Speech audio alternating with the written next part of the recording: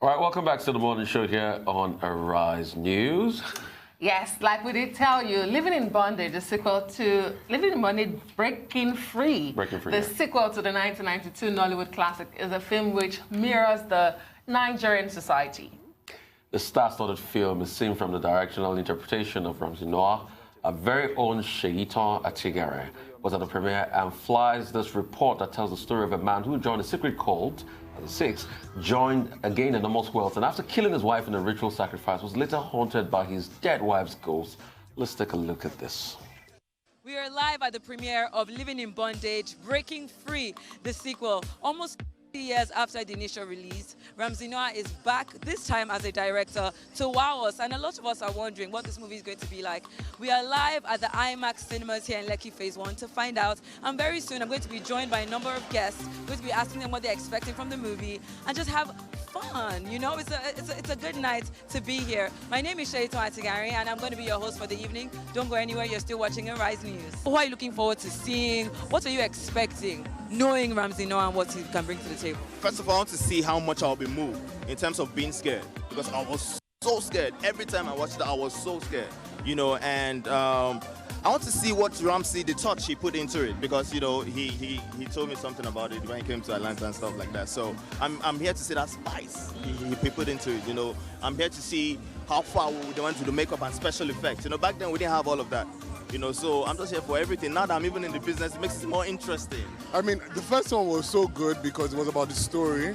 Like, even then, we didn't have, like, super special effects and da. But now we have all those things. So I think I'm expecting to see how they interplay all those things with the story and how they make it work and how they make all those things realistic and, like, you know, make it more in your face. I'm expecting to see a film as opposed to what it was when it came out as a home video. I'm expecting changes. I expect to be blown away because I was blown away. I still am blown away by the first one. So I know the second one's going to be even better. A new way to spend money. So back in the days, when Living in Bondage premiered 27 years ago, the only way to show off you had arrived was beer parlor, a couple of friends, beer bottles. But now we're going to see Dubai, we're going to see mad cars, amazing houses. So pretty much a new way to spend that quick money is what I'm looking forward to, how they could actually spend it. And at the same time, seeing the new characters that they have now decided to introduce, to now evolve the movie into what it is, new generation, new actors, at the same time mixing with the old ones, the original cast as well. It's going to be actually mind-blowing. I'm looking forward to it. It's money, wealth, opulence, the cars, the houses, the girls, and, you know, the mix and everything. And I'm also looking forward to Muna and Nancy. Yes. You know, I want to see what played out there. And I feel like one of the kids from, it's either Kenneth Okonkwo or Kanayo, you know, there's something happening there. I really want to see all that go down tonight. I want to know how many millions this film will make. That's where we are now, you know what I mean? Before we used to watch films to worry about what does the cinematography look like. Now I'm just like, I want to know how many millions they're going to make. I'm excited about this being a massive blockbuster, breaking the bank at the box office. This was actually the first home video that we had in Nigeria, like VHS tape. And now we're going to be watching it at an IMAX cinema. Exactly. We're going to be watching it at an IMAX cinema, or we can even watch it online. Looking at the progress of media, of technology, what is the future for Nollywood? Now, let me say this. I would say from surface of all you've said now, I think at the end of the day, we're moving forward. It might be slow, but at the end of the day, we're making progress. You know, just like you said, VHS, remember that time? Do you know the problem with VHS? Sometimes it's a cut. Sometimes you rewind, this thing will hook, you know, and all of that. But now we have all of these platforms, you know, even online. People outside this, the country can also watch it. You know, so it shows that, you know, we're moving up with the pace. The trend. With the trend and all of that stuff. So there's hope for us. I think this is such an important movie because it highlights the growth that we have made so far with Nollywood, the transition from VHS to streaming right now. I mean, it's a global village right now for Nollywood. And I think that what Ramsey Nouah and his crew has done to bring the very first movie that put Nollywood on the red carpet is so beautiful. So I'm so looking forward to seeing what the difference is right now at the cinemas. I think the whole world is looking for African content. I mean, right now Netflix is investing in African content. That's how much we want African content because it is so authentic. And so it is so important that we go out and tell our stories because, I mean, that's what people haven't seen and that's what people are itching for. So if you're wise and you're a filmmaker, you come to Africa and get our content, the sky's your limit. I feel like when it really hit me was when I got called to work on a Papa Jasco movie, and I'm just like, I knew Papa Jasco from the comic before seeing it on TV. And now a movie, so I'm just like, okay, we are progressing somehow. We're actually getting there, and I'm glad we're telling the kind of stories that we want to tell, because we have to get to a point where we tell our own stories from our own perspective, our own eye, our own narrative, then allow the foreigners to tell it. We have grown so much, and we're still growing. You know, now I think we've gone past the technical parts. Our cameras, our everything, we have it now. We're now paying attention to writing. We're paying attention to performance.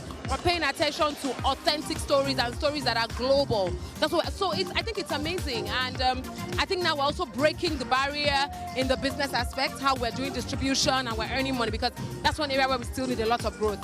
And I'm happy because there are signs that it's getting better, and it will keep getting better. I saw that movie in 1992. It was scary as The soundtrack was scary. We had to buy a VCR in my house for that movie. And that movie revolutionized the home video industry. And I remember that I said to myself, if I ever run into Kenneth Okonkwo in real life, I will run. And you know, because I lived in a room, it was tiny. So the only place I could hide was behind the curtain. It was 2 hours, 43 minutes, I think. It was long, but I mean, I was awed by that movie. It was a great one. Film, like I always say, is a tool for social change, you know, for shifting and shaping perception. There's so many things. The whole internet fraud conversation, politics, you know, how it should be or how it should not be. You know, all of the things that we're going through in Nigeria, film is a tool that eases us into that conversation. Documentaries are great, but then people want to feel the human side, the human angle to conversation. So film brings all that together and really shifts you in a way that it should. This is your first directorial debut. How does that make you feel? That transformation from actor to now directing your first movie, how does that make you feel? I feel totally exhilarated, but it's more like the compounding factor of me going to take a job about 27, 28 years old, and then a remake is the first of its kind in Nollywood anyways, remaking a story of an original, you know, and an old one of that matter. And the workload behind being a director and an actor, it was surmounting. It was kind of like really overwhelming. It was hard. It was almost like saying I decided to climb Mount Everest. So it was pretty tough for me, but I like challenges, so I took it, and here we are. At the time, I didn't have the hindsight or foresight to know whether it would come this far. In all honesty, I didn't have it. But I mean, here we are today. All we can say is like, it's all given to the passion and creativity, creative-driven people that has brought it this far, and we thank God for it. And I know that it's still going to get better. I think it's a celebration of the entire industry, not just the premiere of one film. I think it's a strategic and positive move. I think this is honorable because he was once a young hand in the industry. Now he's very much seasoned and experienced, and he's still looking like a 20-year-old. I hate him. But on a serious note, he brought in younger, newer faces in Nollywood. That shows confidence. That's collaboration. That's not sorry to say, but an old man struggling to remain regular. He's confident in his space. I have seen the trailer. The trailer alone, okay. Well done, sir. Well done, sir. Well done, sir. Let's see the movie proper. You heard it from the members of cast themselves, as well as the director, Ramsey Nouah. So much to expect 27 years after Living in Bondage, Breaking Free, the sequel. I've had a fun time here on the red carpet tonight. I can't wait to see the movie. And if you're watching this, you probably want to do so as well. My name is Shaitan Atigari, and this is Arise News. Well done, Shay. You're looking fabulous on the red carpet. I was so sad you didn't make it. I saw Rufai. I was like, we should have made a complete 3-0. We do wish Ramsey Nouah the best. I mean, this is his directorial debut. It was a good movie. It was a good movie. Getting good reviews already. I left at 12:45. I saw it till the end. And you see, when I was here on Friday, and I said, will it do the 1 million box office? Honestly, I think it will do the 1 million box office. Secondly, I think it will be nominated for an Oscars. No, I think it will pass through the Oscar screening stage because it was largely in Igbo. Okay, indigenous. So they stuck to the so they stuck to the initial same template as the first one. It was largely in Igbo. The technicality was good. The lines were good. I mean, there were parts I still felt they could work on, but in generality. It was good. I like the fact that he brought in new faces, younger people. Yeah. I mean, and we still thankfully had some of the old casts from 27 years ago. That's fabulous. Worlds, yes. And that brings us to the end of the show today. Thank you so much for watching. I am Adesola Omorowan. Oshayita Atigare.